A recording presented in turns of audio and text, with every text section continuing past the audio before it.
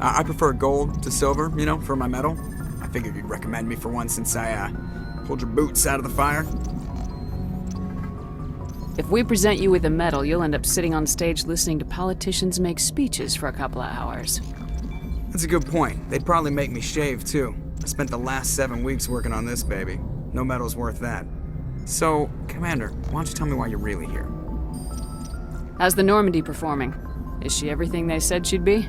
She's the best ship in the fleet, if you've got a pilot who knows how to handle her. Balance isn't what you'd expect. Takes a while to get used to that oversized drive core we got stuffed in the back, and her power can sneak up on you if you're not careful. The Normandy's probably too much ship for your average Alliance pilot, Commander. Lucky for you, I'm anything but average.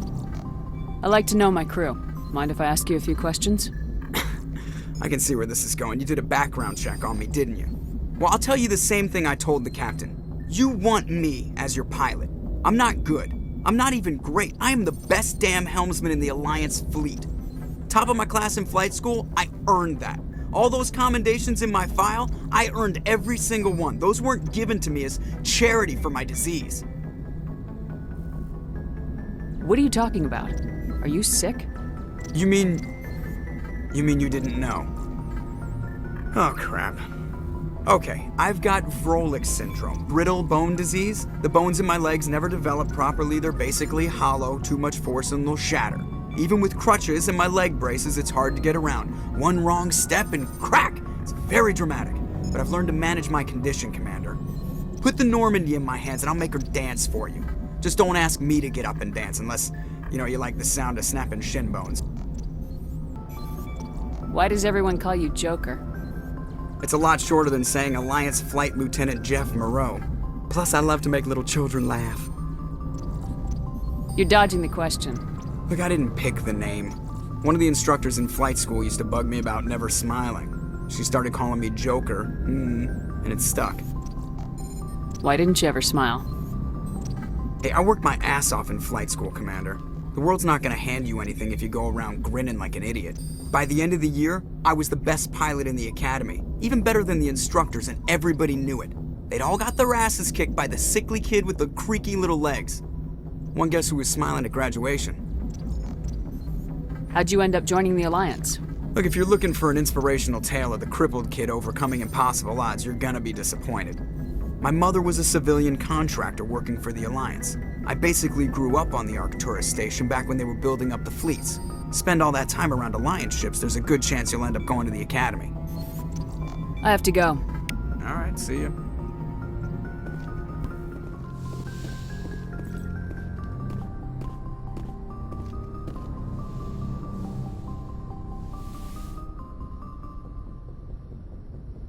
Commander, are you coming to check up on me? You look much better. How are you feeling? Dr. Chakwas assures me I am going to be fine. I was impressed with her knowledge of Asari physiology. You're in good hands. Dr. Chakwas knows what she's doing. I never properly thanked you for saving me from the Geth, Commander. If you hadn't shown up, I'm just glad we got there in time. So am I. I know you took a chance bringing me aboard this ship. I have seen the way your crew looks at me. They do not trust me.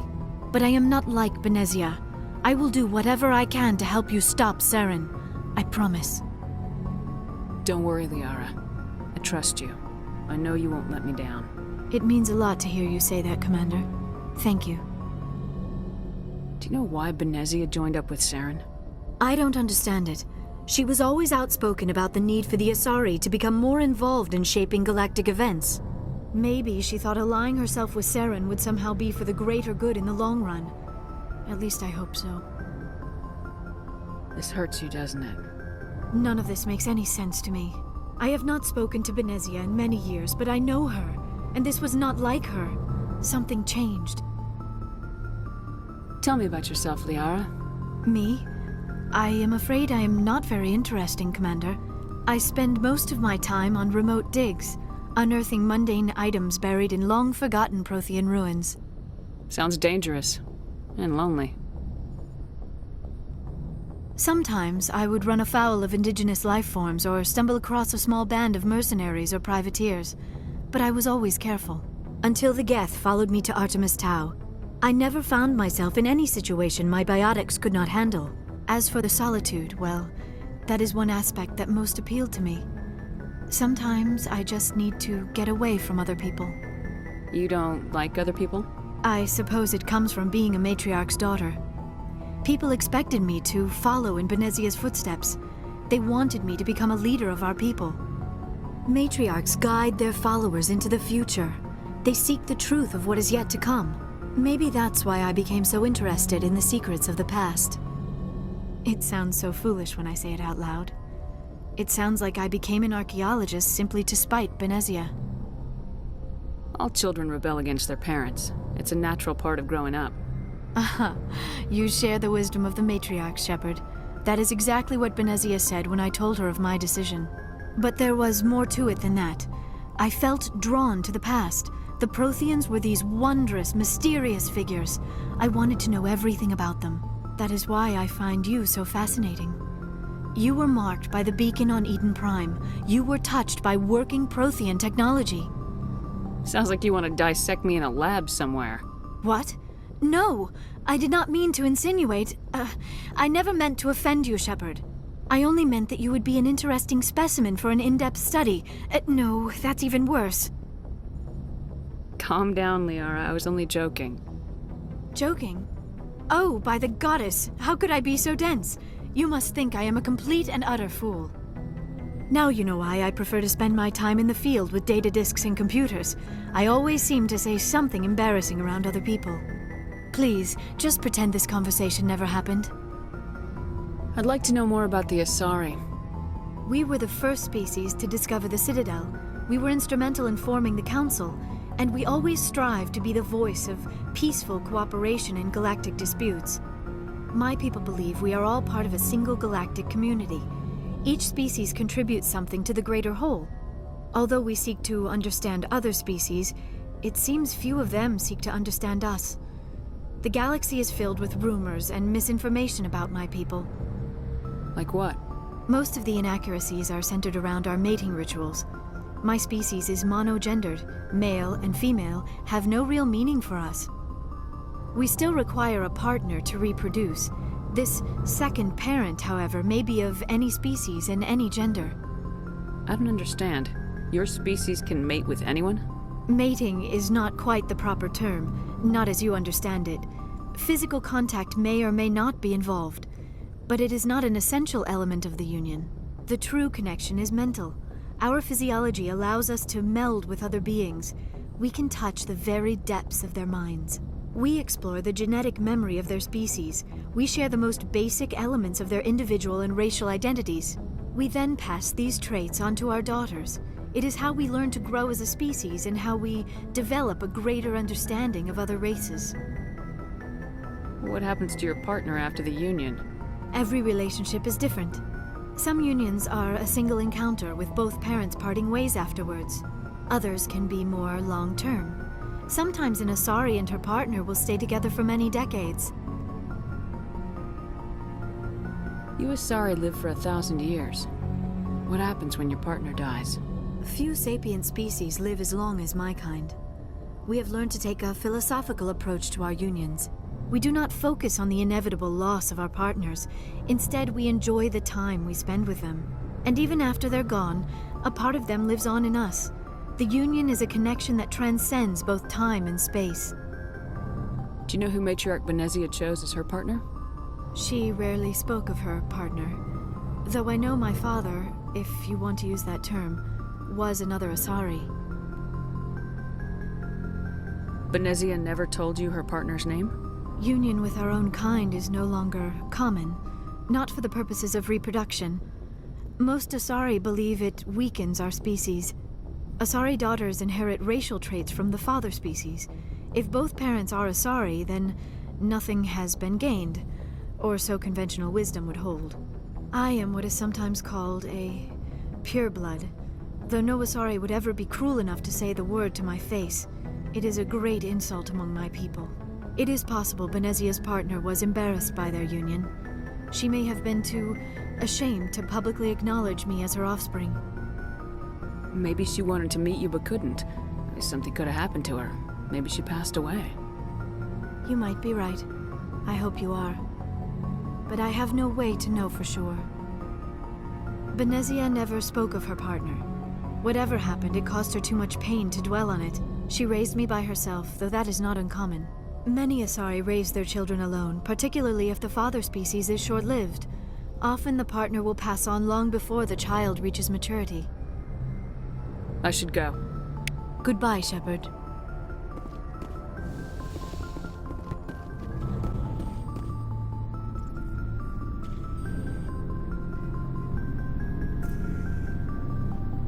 Commander, do you have a minute? I always make time for my officers. Off the record, I think there's something wrong here. This Saren is looking for records on some kind of galactic extinction, but we can't get backup from the Council? Sorry, Commander. There's writing on the wall here, but someone isn't reading it. The Council doesn't want to believe anything's wrong. I'd call it human nature, but I hear you.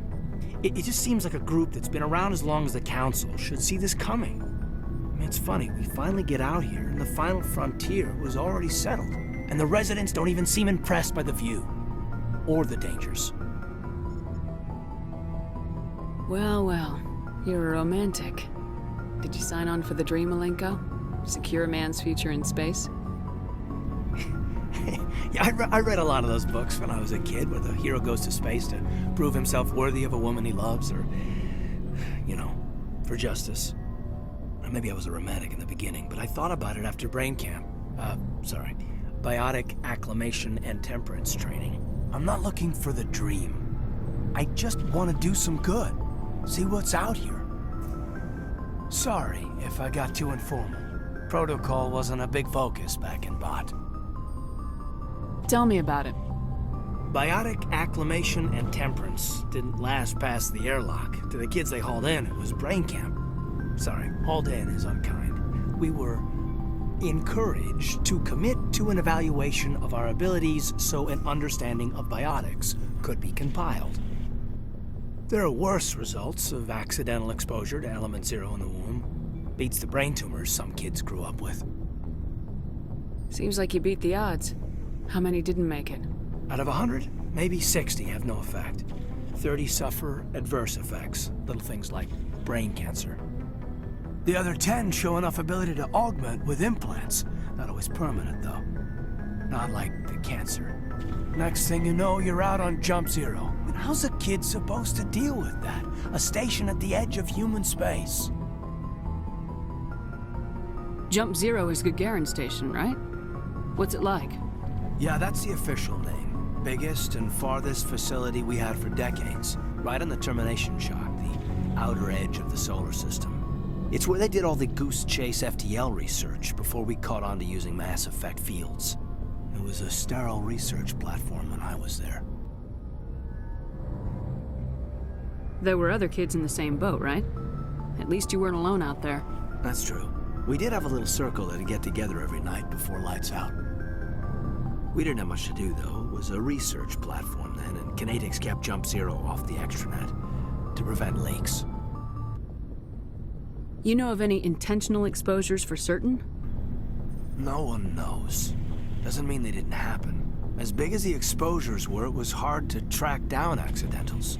It was different then. No one knew the potential, so there wasn't a lot of regulation. Anything Kinetics did was gold. I'm not saying they intentionally detonated drives over our outposts, but in retrospect, they were damn quick on the scene. Jump Zero's a long way from home. What was it like? The grand gateway to humanity looks a lot better in the vids. Anyway, this was supposed to be a casual debrief, not a bull session about stuff that happened years ago. We have to depend on each other in combat. I like knowing what kind of man I have at my back. I understand, ma'am. I won't let you down. You, make a habit of getting this personal with everyone? Of course, but I don't enjoy it with everyone. We'll talk again later. I'll need some time to process that, Commander. But, yeah, I'd like that.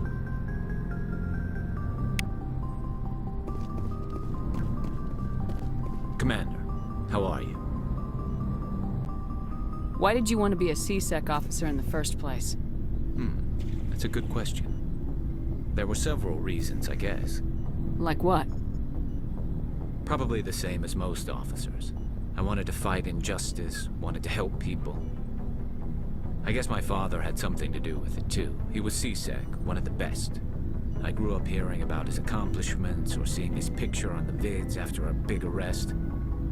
He's taking my resignation pretty hard. That's tough. But you'd think he'd be impressed you're going after Saren. My father's a C-Sec man to the bone. Do things right or don't do them at all, he says. He thinks I'm being too rash, too impatient. He's worried I'll become just like Saren. He actually talked me out of becoming a Spectre when I was younger, for the same reasons. You were asked to be a Spectre. Well, I was targeted as a possible Spectre candidate. Me and about 1,000 other Turian military recruits. I could have received special training, but my father didn't like it. He despises the Spectres. He hates the idea of someone having unlimited power with no accountability. He wouldn't like you, Commander. No offense. I suppose I can understand his concern. You can. But Saren's not going to play by our rules, C-Sec's rules. If you want to nail Saren, you need to send someone who isn't restricted by policies and procedures. Just because you can break the rules doesn't mean you should. I don't need to stoop to Saren's level to stop him. And neither do you, Garrus. I see what you mean, but I'll think about it. Thanks, Commander. Commander? Do you have a few minutes to talk? One-on-one? Sure. I was hoping to get a minute of your time off the record. Is this duty-related, Chief?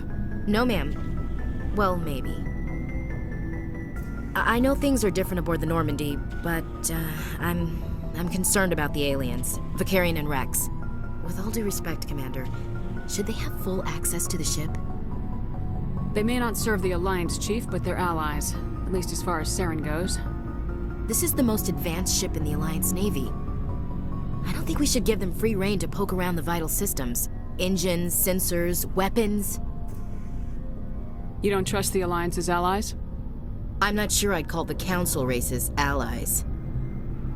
We, humanity, have to learn to rely on ourselves. Standing up for ourselves doesn't mean standing alone. I don't think we should turn down allies. I just think we shouldn't bet everything on them staying allies.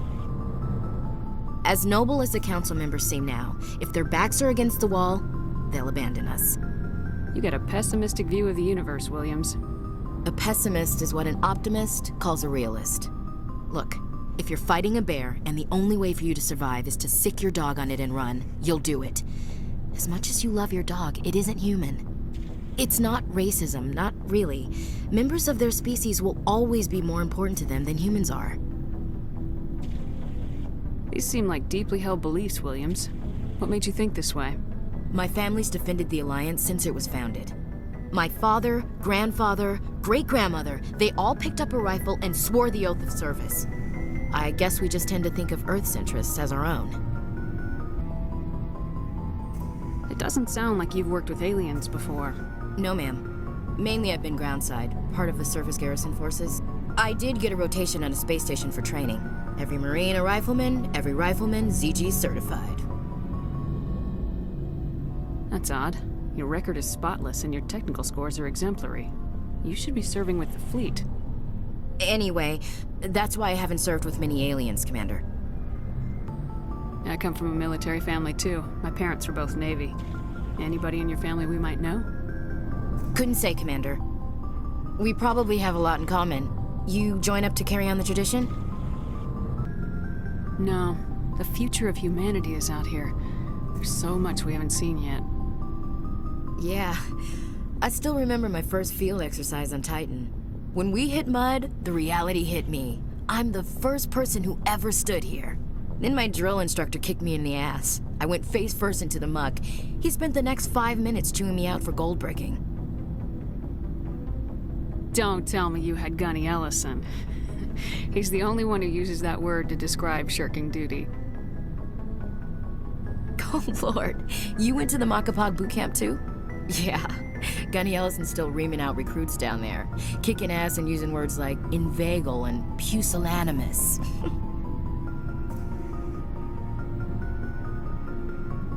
Alright, I can see where your concerns are coming from, Williams. But this is a multilateral mission.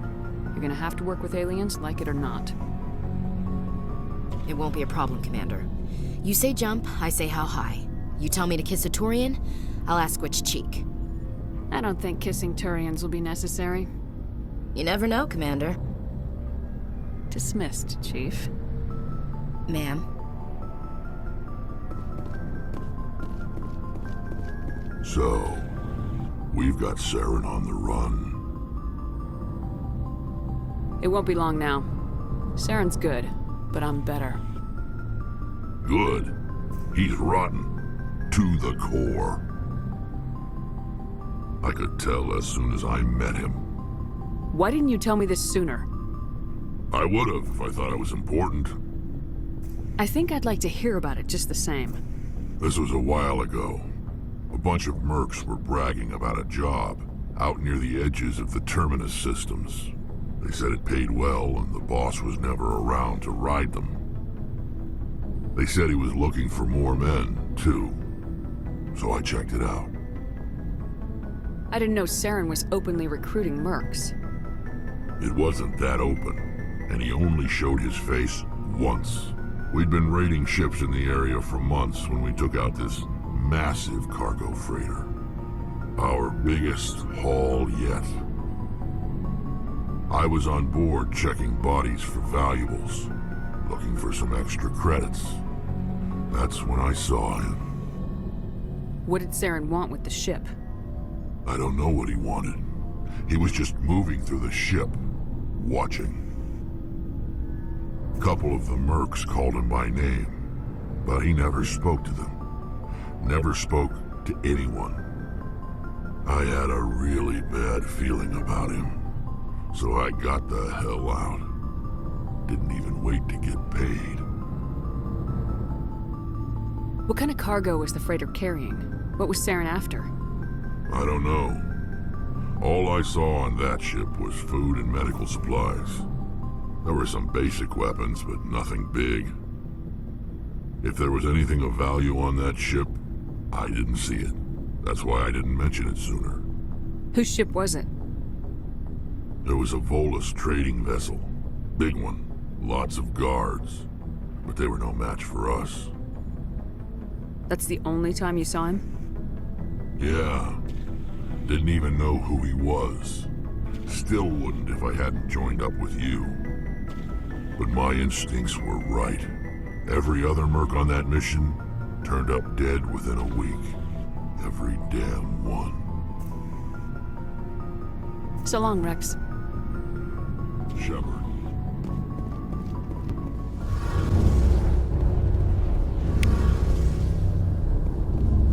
Oh, hello, Shepard. Are you okay? I don't know. Your ship is amazing, and your crew's been really great to me, especially your chief engineer. But I just sort of feel out of place. The Normandy runs so smooth it feels like we're not even moving, and the engines are so quiet. How do you sleep at night? The silence wakes you up? Back on the flotilla, the last thing you want to hear is silence. It means an engine's died or an air filter shut down. I guess you don't have to worry about that here. But old habits die hard. But it's more than just the silence. This ship feels so empty. It's like half the crew is missing. Back home, I couldn't wait to go on my pilgrimage. I couldn't wait to get away from the crowds. Now that I'm out here, I kind of miss them. Sometimes we don't appreciate what we have till it's gone.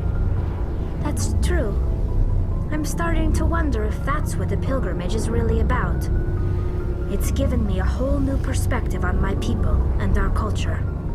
You know, there's always a few who go on their pilgrimages and never return. I always assumed something bad happened to them. But maybe they just wanted a different life. You do plan to return to the migrant fleet, right? I could never abandon my people, Shepard. I will go back eventually. But we have to stop Saren first. Otherwise, I might not have a home to go back to. I should go. See you later.